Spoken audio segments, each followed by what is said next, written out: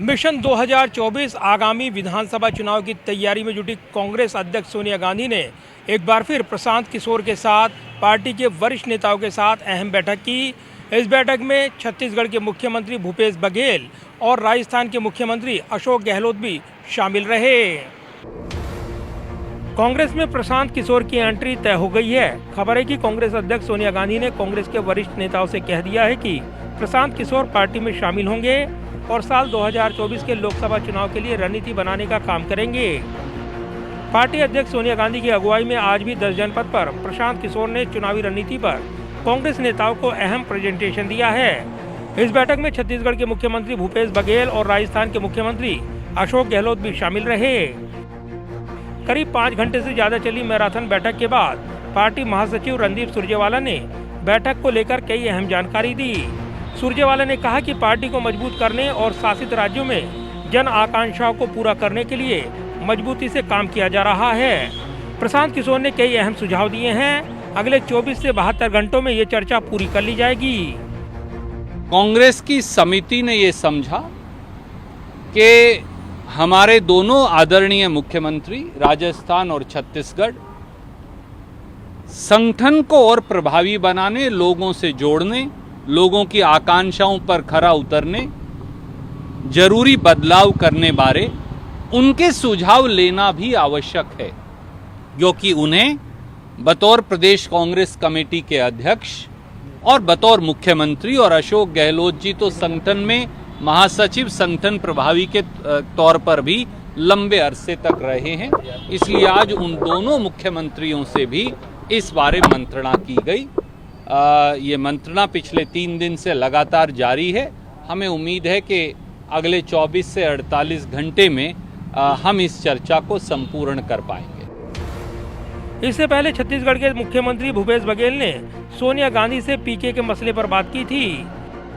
वहीं राजस्थान के मुख्यमंत्री अशोक गहलोत ने भी कहा कि प्रशांत किशोर जैसे स्ट्रेटजिस्ट का अनुभव कांग्रेस के लिए फायदेमंद रहेगा। इधर चुनावी रणनीतिकार प्रशांत किशोर ने कांग्रेस नेताओं को 52 स्लाइड का प्रेजेंटेशन दिया है, जिसमें 18 स्लाइड कांग्रेस की कम्युनिकेशन स्ट्रेटेजी से जुड़ी थी। 10 स्लाइड में ये बताया गया कि किन राज्यों से पार्टी की सीटें बढ़ सकती हैं। 4 स्लाइडों में ये भी बताया गया कि किन राज्यों में पार्टी को तुरंत मजबूत करने की जरूरत है। 5 स्लाइड्स ऐसी थी जहां 4-5 राज्यों में गठबंधन बनाने की बात की गई है। आखिरी कुछ स्लाइड्स पार्टी की इमेज बिल्डिंग से जुड़ी हुई थी।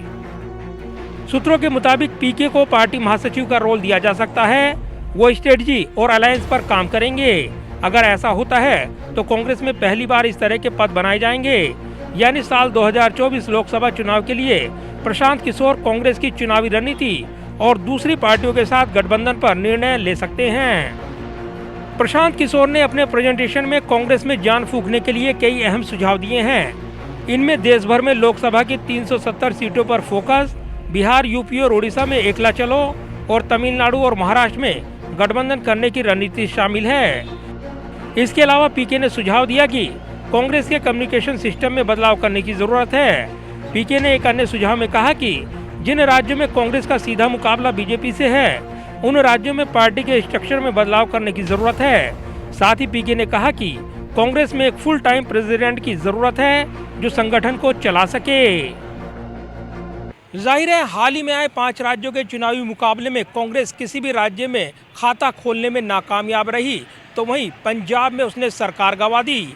ऐसे में आगामी विधानसभा चुनाव को लेकर कांग्रेस की चिंताएं बढ़ी हुई हैं।